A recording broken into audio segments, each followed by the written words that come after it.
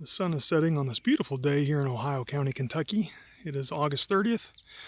My 2-acre sunflower patch, Paradovic sunflowers, has about died off. I've got some taller ones in here just to draw attention for the doves and other birds. But you see the Paradovics are all bent over. They're all a little bit smaller this year. I don't know if it's because of weeds or because of all the water we had. So anyways, I was on YouTube today trying to find a way to kind of get some decoys elevated. You see I've got these electric lines here, and I've got a couple coming over toward my house. But I don't have the fishing reel set up with the weight and everything. I've got a friend that has them, but I don't. So I was just trying to figure out a way to get something up quickly today.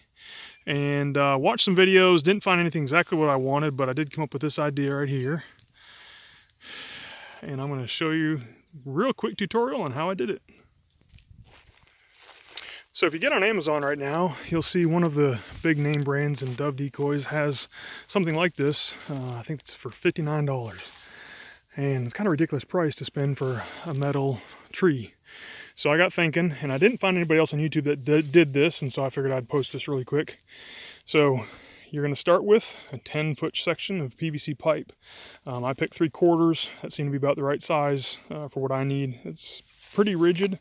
The one I've got over here is, I just left white, and then this one down here I painted a little bit of camo just to see, be a little bit of an experiment to see if there's any difference in what the doves prefer. So you got the two sections. So I'm building 2 of these. I think it cost me about 20 bucks in total. So 2 sections of PVC pipe, diameter to your suit.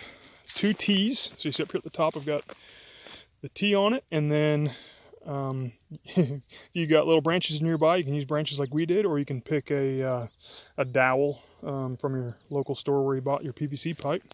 And then the last thing I bought was a piece of rebar, and I bought a 10-foot section, cut it in half, and so you can see I've got about 4 feet out of the ground here, and that's just going to add a little bit more rigidity to my post. These things are fairly stable, but with much of a wind they're going to be rocking.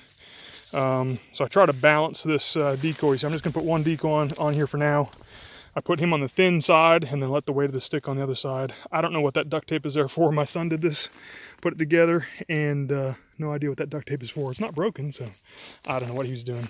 So anyways, just put your stick or your dowel through the T, and then put a screw into the end of it so your branch with the or your dowel, whatever, with your dove on it doesn't spin with the weight of the dove or with any wind. So I'm just going to go ahead and place this on top of the top of the rebar. So at the bottom of my post, I dug out around it just about 8-10 inches because I'm going to set the PVC pipe down in there and then pack the dirt around it so that the PVC pipe doesn't rattle and shake back and forth on the rebar, since the rebar is about half the size of the inner diameter of this PVC. So one thing I didn't show, because who needs to show how to dig a hole on YouTube, but one thing I didn't show was I did use a level for this one. It's surprising with the contours of the land and your perspective being thrown off by the closest sunflower stem.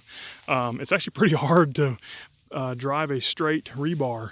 I made about 5 attempts on the one behind me before I finally got one kind of straight. So this one I did with a level. So if you got a level, bring it with you to make your stake driving a lot quicker, and like you see, make your T-post a lot straighter when you put it up the first time instead of having to do it 5 or 6 times.